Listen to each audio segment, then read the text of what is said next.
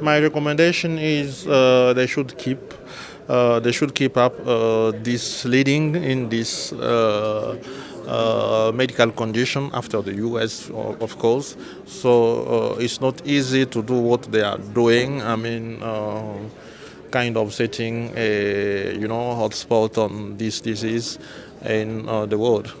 People are kind. We were well received, and I really appreciate. Even though I'm one of the co-organizer, so I don't want to make more, more wonderful comment there. So the diagnosis is let's say complicated mostly. That's why even now we have one of the newest classification about the true and the disputed neurological thoracic outlet syndrome, and there you really don't have a proof of the dysfunctioning, anatomical, or mostly you don't have anatomical proof of dysfunctioning, and even the symptoms are, cumbersome to differentiate.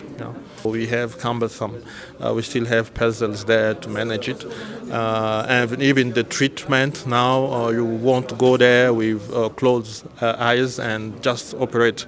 You should discuss with other colleagues, so you can, make a hierarchy of treatments. So more treatments. You just saw here, we talked about therapy, physical therapy.